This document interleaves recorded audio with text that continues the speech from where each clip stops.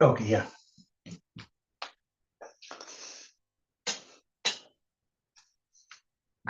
This one lady's always online. Okay.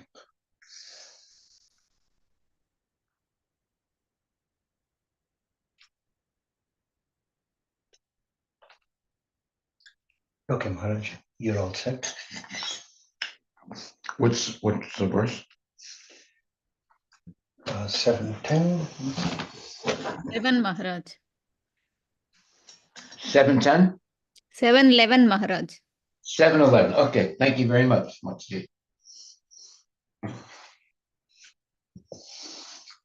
All glories to Srila Prabhupada Ki Jai. Hare Krishna.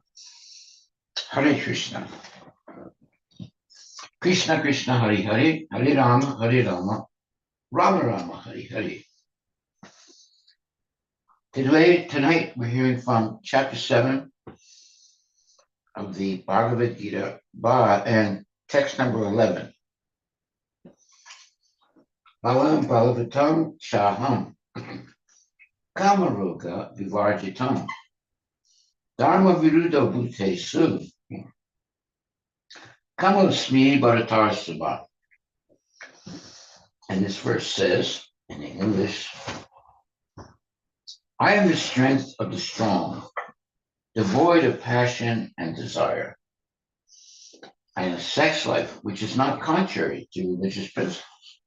O Lord of the Bharatas, Arjuna.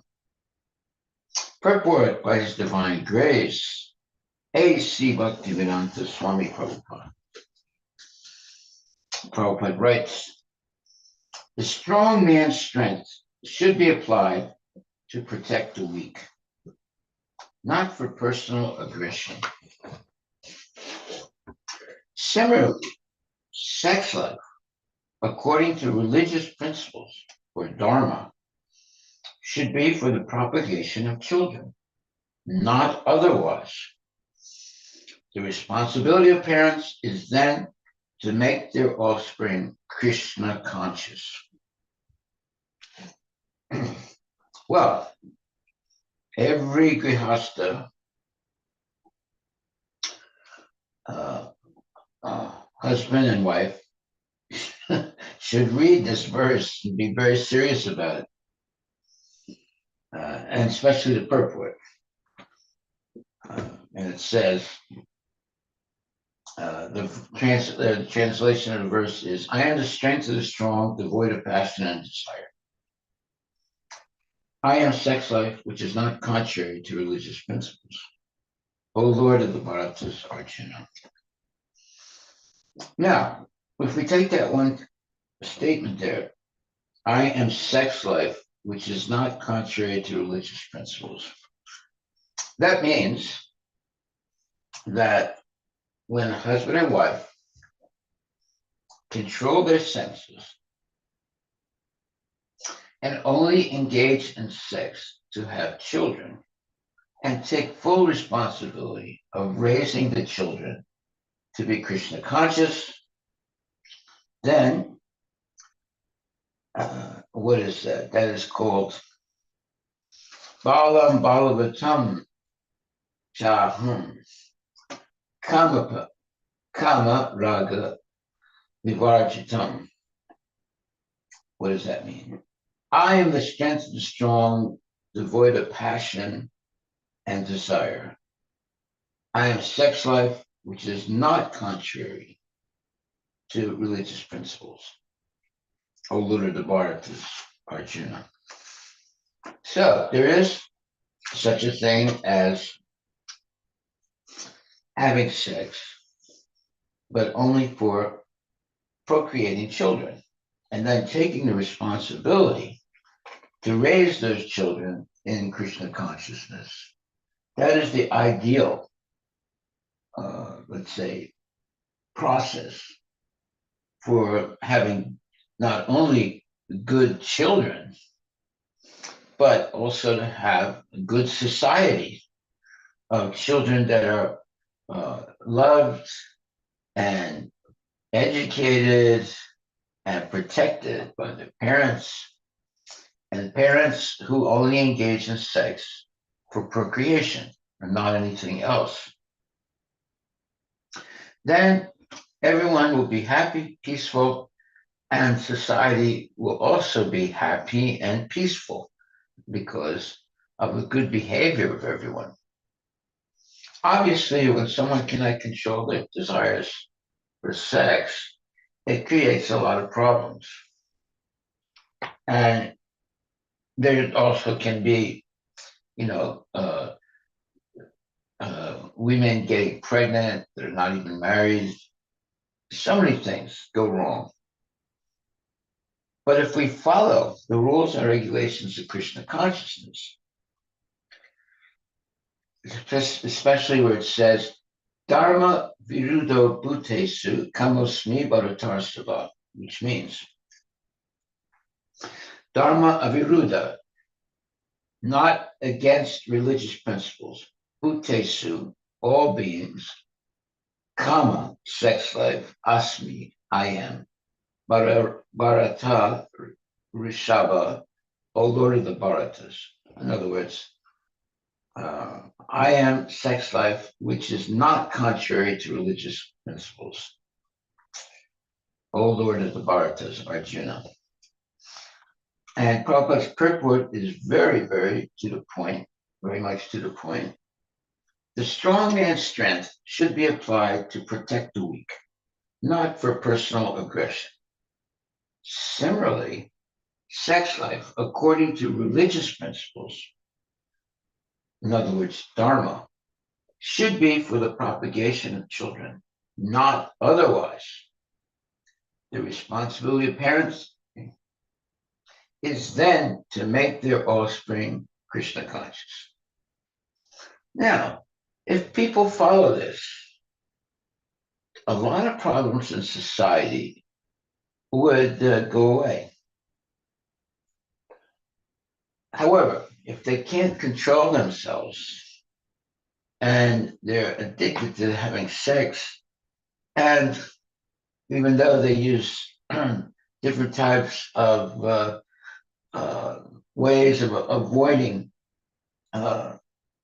having children, still there will be accidents where they can't control their lust, and then a woman gets pregnant. Now, what does she do? Well, she could have the child, but what if the man doesn't want to get married to her? Then she has to raise the child by herself. There are many single parent ladies who have children by one, sometimes two, sometimes three, sometimes four different men, and they have to raise them themselves. That's not easy. And it's confusing also for the children. But there's a lot of that now. And on the other side, you have a lot of abortion taking place. And at least 1 million plus abortions every year in the United States. It's probably more than that. And that's only the United States. That's not counting Mexico, South America, Canada, Europe, the Far East. I mean, this abortion has become a big moneymaker for the doctors. And abortion is not good for a woman or for the man, but especially for the woman, because eventually she'll feel guilty. And because it's a very sinful thing to abort a baby. You're killing a living being. You know, some people say, oh, no, it's not really a living being. No, yes, it is a living being. And by killing your own baby, you become a demon. You have to be really very, very mean-hearted to do a thing like that. Now, if you don't kill the child, the baby, And then you have to take responsibility to raise the baby, protect the baby, educate the baby. So it's a lifetime endeavor. So the best thing is to control one's desires, especially the desire for sex. If one can control their sex desire and use their intelligence to make the right decisions in life, they'll be very happy and very productive people. And the children they have will be also good children. There won't be children born of lust and greed, but children born of devotional service. Usually, before having sex to procreate, husband and wife usually should chant 60 rounds that day. And then they can try to have a child. It shouldn't be, meeting each other in the house and then having sex. Uh, if the husband and wife together chant 60 rounds, and then with purified minds and bodies, they have to be, bathed and everything, and then they can try to have a child. So there's a science for procreation explained in the Bhagavad Gita. And there's always the right way and the wrong way in every endeavor, not only for having a child, for many, many things. There's the right way and the wrong way. And having a child, there is a right way and there's also a wrong way. So here in this verse, it says, I am the strength of the strong, devoid of passion and desire. I am sex life, which is not contrary to religious principles, O Lord of the Bharatas, Arjuna. So this was spoken 5,000 years ago. And Krishna is speaking to Arjuna. And if one follows what is said in this verse and the purport, let me read the purport. It says, the strong man's strength should be applied to protect the weak. Okay, not for personal aggression. Similarly, sex life, according to religious principles or dharma, should be for the propagation of children, not otherwise. The responsibility of parents is then to make their offspring Krishna conscious. So that eliminates all this nonsense that's going on of sex for pleasure. Actually, there's no pleasure. It's all horrible. But some people think it's pleasure. There's this one man, Harvey Weinstein. He was a person that was making a lot of movies, and he was famous. He's still alive, and and he was abusing many, many women because they all wanted to be movie stars, and he would promise them to make them a movie star, but it was just an excuse for him to have sex with them. And eventually, he became, let's say, a very, very unpleasant person. And he tricked so many women to have sex. And he wasn't, and had no real desire to make them movie stars. So he's still alive, but nobody really likes him. He's just a lusty old man. And he ruined his own life.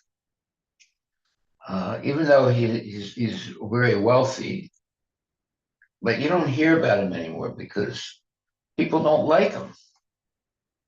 A very selfish person. So if we follow what's in this verse, it's very simple verse, and it says, Balam Balavatam Chaham Kamaraga Vivarjitam Dharma Virudo Bhutesu Kamosmi Bharatarsava. I am the strength of the strong, devoid of passion and desire. I am sex life, which is not contrary to religious principles. O Lord of the Bharatas, Arjuna. And in the purport, it says, the strong man's strength should be applied to protect the weak, not for personal aggression. Similarly, sex life, according to religious principles or dharma, should be for the procreation of children, not otherwise. The responsibility of parents is then to make their offspring Krishna conscious. If everyone followed these simple instructions, there would be a lot less problems in society. most of the problems in society would go away.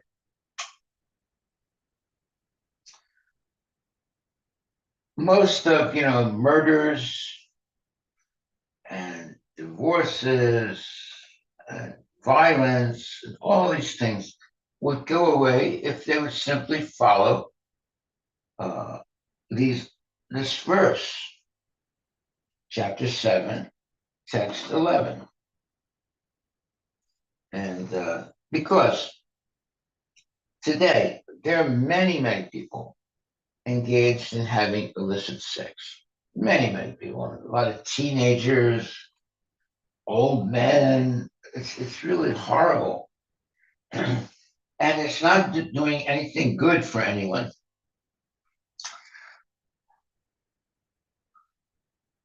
And because of this, unregulated sex life, there are a lot of abortions. In America, it's about 1 million plus babies that are aborted. That's a lot of killing.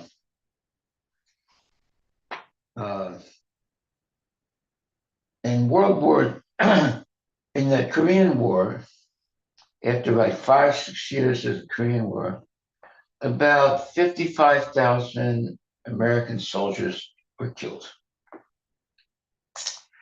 That's, in 5 years. But every year, more than 1 million babies are aborted. That's a lot of killing of living beings. And a baby is a human being. A baby has a right to be born and protected and to live a full life. So you see, this is extremely sinful activity. That's why there are a lot of problems in America and any other nations where they have a lot of abortion going on. Abortion is actually murder. Some people might argue that it's not murder because the baby is killed in the womb or right when it comes out of the womb. But see, that's not true. It's still killing a human being. And it's very sinful. And because of that type of sinful activity, people suffer tremendously. And all this is because people are not taught to control their desires. And especially, they're not taught to control their sex desires. The number one selling type of books in the United States are sex books. they're the best-selling books in this country. Now you can understand why there's so many perverts in this country, and they're not necessarily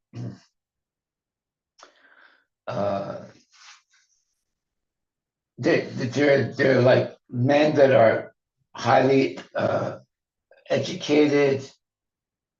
They're CEOs, and they're also prominent people, but there are almost all of those people are engaged in illicit sex. Elon Musk has, I think, 9 children by 4 or 5 different women. And he's proud of it. And he says, well, I'm having children to improve the quality of human beings. He's a complete nonsense guy, a very low class nonsense guy. So that is not human life. It's a life of sick animals. Most animals have regulated sex life. They only get in the heat maybe once or twice in a year. Human beings will try to copulate all the time. And there's a big industry, they have all kinds of contraceptives, they have all kinds of places that they go, nightclubs, and all kinds of places to have meat eating, gambling, illicit sex, and intoxication. So these are all demoniac activities. Krishna consciousness is the opposite.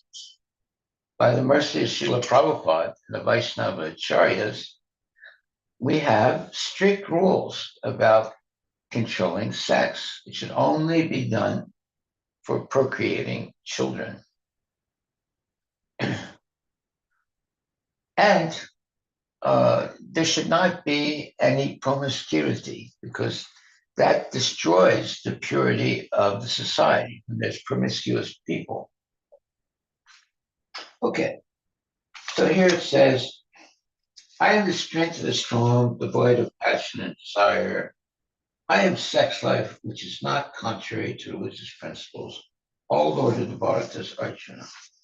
And the purport again says, the strong man's strength should be applied to protect the weak, not for personal aggression. Similarly, sex life, according to religious principles or dharma, should be for the procreation of children, not otherwise. The responsibility of parents is then to make their offspring Krishna conscious. Okay, so this is real knowledge, not this nonsense knowledge. I think from 5th grade on, they have sex education in the public schools, and it's complete nonsense. And they talk about all kinds of nonsense things about prophylactics and abortion and all kinds of nonsense things. Then they talk about the genitalia of men and women, all kinds of things, and the kids' minds become corrupted by hearing that. So that means that the so-called education they get is actually an introduction to promiscuity in the rest of their life. It's not really beneficial, that sex education in schools. Okay, so Srila Prabhupada gave rules and regulations for devotees. No meat eating, no gambling, no intoxication, no illicit sex. And always chant Hare Krishna, Krishna Krishna, Hare Hare, Hare Rama, Rama Rama, Hare Hare. If people followed those simple rules, there would be a wonderful, let's say, society of healthy and very prosperous people, because the men would not be wasting their sperm having unnecessary sex. The sperm is the vitality of a man. And it determines also how healthy you're going to be and how long you're going to live. So men who waste their sperm having a lot of sex, they might think that that's a wonderful thing, they're happy, blah, blah, blah. But actually, they are making their lifespan shorter, making their health worse, and eventually becoming completely bewildered, thinking that they have done the right thing. And they have a corrupted mind where right up to the moment of death, they're only thinking about all the sex they had and nothing else. That means that they're going to end up in, in the lowest forms of living beings like dogs and cats. Even the dogs and cats are more regulated than human beings. Okay, so the responsibility of parents is then to make their offspring Krishna conscious.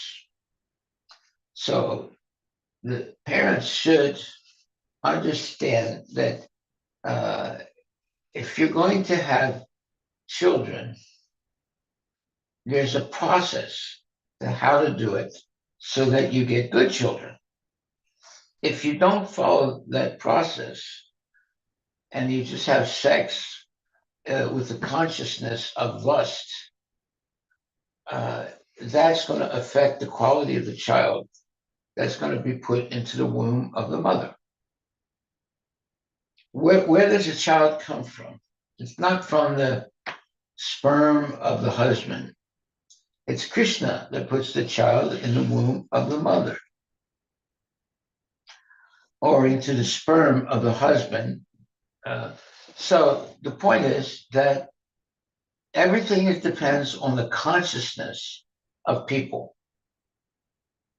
In Krishna consciousness, usually it's recommended to chant 60 rounds, husband and wife together, and on specific days of the month, in order to try to have a child.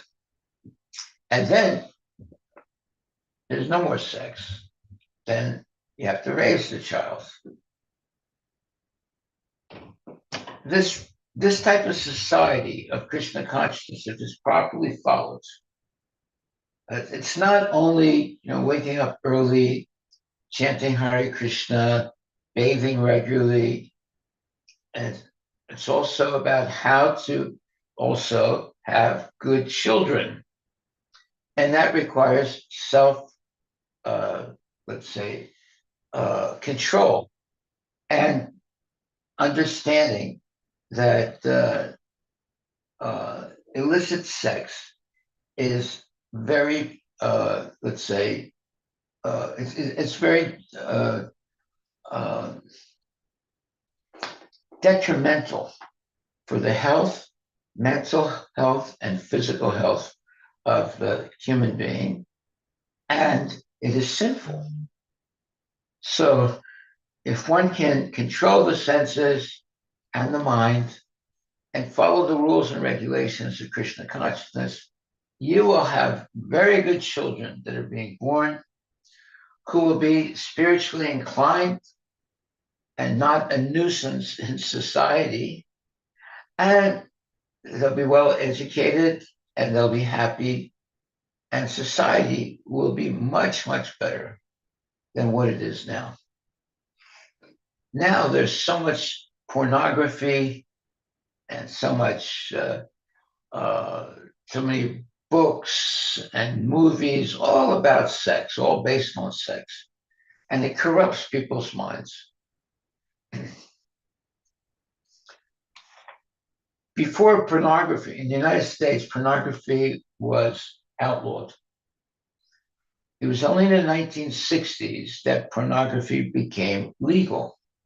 Before that, if you were caught with pornographic books or pictures of things like that, you could get prosecuted. Then in the 1960s, they made it legitimate that you could go into certain stores and buy pornographic magazines and pictures and things like that. So that was a big mistake. And it hasn't helped society. It's only aggravated young kids to get contaminated very early in life. Okay, so the responsibility of parents is then to make their offspring Krishna conscious. So if you don't have the desire, if someone doesn't have the desire to raise a child in Krishna consciousness, then they shouldn't have any sex at all. Because the only purpose of having sex is to have good children. And if there are good children in society, the society will be good and peaceful. And people will be happy and healthy. There's so many diseases that are communicated by having sex. Many different types of diseases come from having sex. In fact, one time Prabhupada said, people think that having sex is good, but actually it's very bad. So there's something that should be done only for procreation and following the rules and regulations of Krishna consciousness. Then sex is Dharma Viruddha Bhutesu Kamasmi Bharatarsava. Krishna says, I am sex life, which is not contrary to religious principles. O Lord of the Bharatas, Arjuna. So Krishna is saying when the husband and wife follow the rules and regulations for having children, then I am sex life, which is not contrary to religious principles. Then you're not doing anything sinful. But if you avoid the instructions given in Bhagavad Gita and just haphazardly engage in sex life, it's very sinful and one will suffer terribly for it. Okay, are there any questions anyone would like to ask or comments? Outside world, anybody want to make a comment or ask a question? Here's your chance.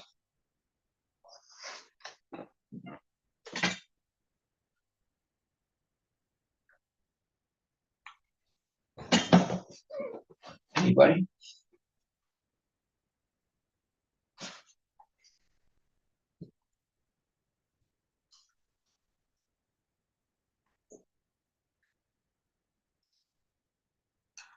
Anybody have any questions or comments?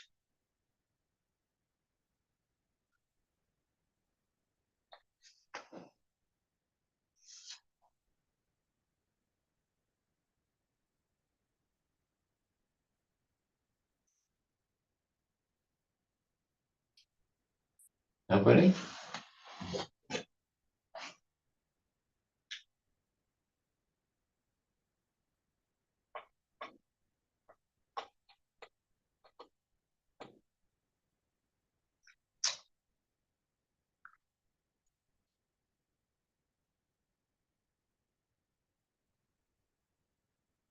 So one time, uh, uh, the Pandavas had to go into become and go incognito for a year. So, yeah, anybody? Yeah, Maharaj, I had a question. You said stuff about, like the abortion and all that, right? Like how it's sinful or whatnot. But what about like how the airplane went down over Washington, D.C. recently, and there were some babies on board and everything. So in that case, the mom did the right thing, but then she still, they still kind of died, right? So is that just karma, or like, is there, I mean, how to understand? Why did those children die in the plane that crashed? Yeah, yeah, because I mean, in that sense, like the mom had done the right thing or so, right? Like by having the baby, but then the baby still. No, it's all based on karma. Yeah. Okay. It's all based on karma. Correct.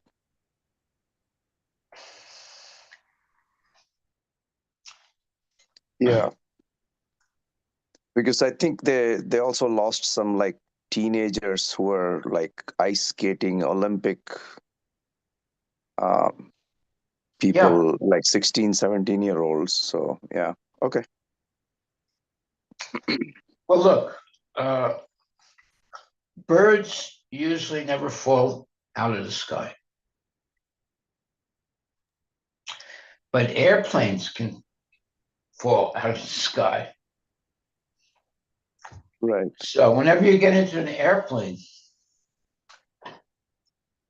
you have faith that the airplane is not going to crash.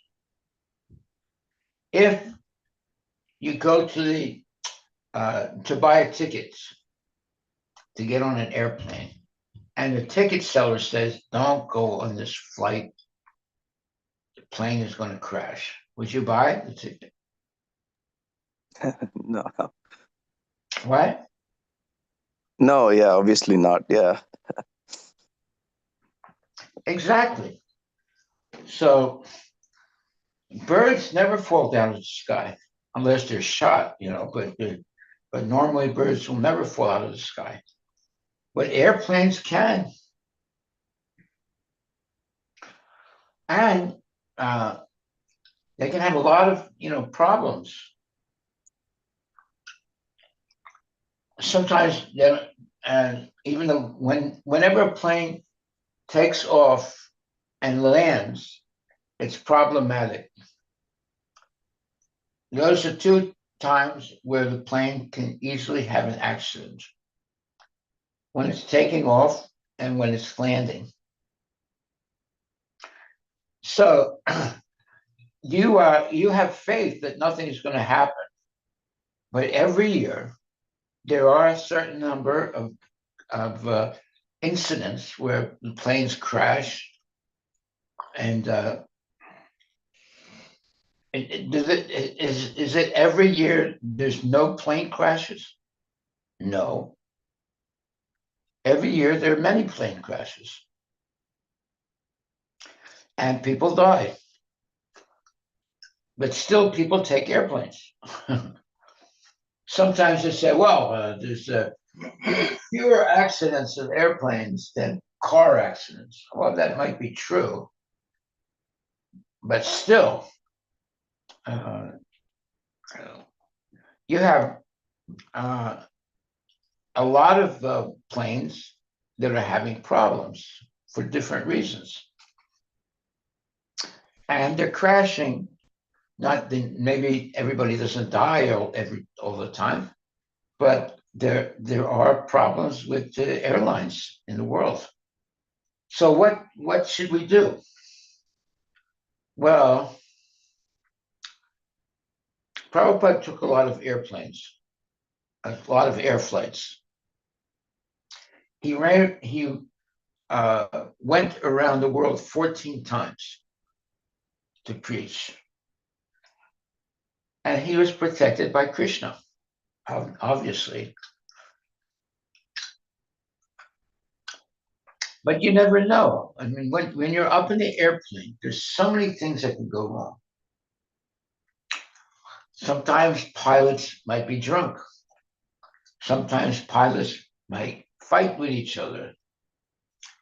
Sometimes there might be problems because the planes are not being maintained properly. There are all kinds of things. They can go wrong because you're up in the air in a tin airplane. So therefore, we should always be praying, whether we're driving the car, whether we're flying somewhere, whether we are swimming, whether we are driving a car. Yeah, there's always a possibility of accidents. People go and jump into the water, and they can be killed by sharks and other types of creatures that are in the ocean. So there's always a possibility of being killed. Therefore, we should always be praying. Hare Krishna, Krishna Krishna, Hare Hare, Hare Rama, Rama Rama, Rama Hare Hare. And always praying for the mercy of the Lord. Now, in several places, Krishna is promising to protect his devotees. Kontya pratijani, nami bhakta panasiti. Krishna tells Arjuna, declare boldly, Arjuna, that my devotee will never perish. So, the only, let's say, guarantee you have is that statement by Krishna. Kontya pratijani, nami bhakta pranashyati. Declare it boldly, Arjuna, that my devotee will never perish. So if you want to have a sense of being protected, then you should become a devotee and chant Hare Krishna. Give up all sinful activities and take up Krishna conscious activities for the welfare of humanity. Then you have a guarantee by Krishna that you will be protected. Otherwise, there's no guarantee at all. So whether you're going to fly on an airplane, or you're going to drive your car, or you're going to climb a mountain, whatever. If Krishna is going to protect you, nobody's going to kill you. Rake Krishna Mariki, Mare Krishna Rakiki. If Krishna protects you, no one can kill you. If Krishna wants to kill you, no one can protect you. Therefore, we should always be chanting Hare Krishna, Mahamantra, and strictly follow the rules and regulations of Krishna consciousness. Then we have the possibility of being protected by Krishna. Otherwise, everybody has karma. We don't know what the karma is until it happens. However, if you take up Krishna consciousness seriously, Krishna guarantees to protect his devotee. That means that he can protect you from your karma from previous lifetimes. That's why I joined Krishna consciousness when I heard that by becoming a devotee and engaging in Krishna consciousness, all your karma can be stopped or eliminated. That's why I joined, because I knew I had bad karma. And Krishna is promising to protect his devotee. So if you become a genuine devotee, just like Prabhupada, he went around the world 14 times. He also visited so many different continents. He had an accident once, and where was that? Was it South Africa? I think. He had a car accident, but he didn't die. Right, but almost. But anyway, Prabhupada was always chanting Hare Krishna. And he traveled so much and he was able to make so many devotees. And he was protected by Krishna. So, if you want to be protected by Krishna, then you should take up Krishna consciousness very seriously. And number one thing is to give up sex. It should only be engaged for having children and no other purpose at all. That's the one thing that can destroy Krishna consciousness and destroy your life if you engage in illicit sex activity. Okay, so I'll stop there. Any questions or comments?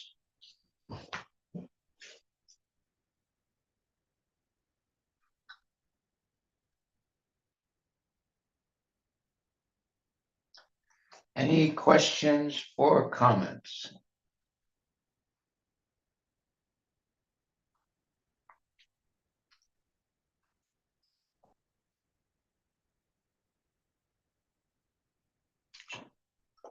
All right.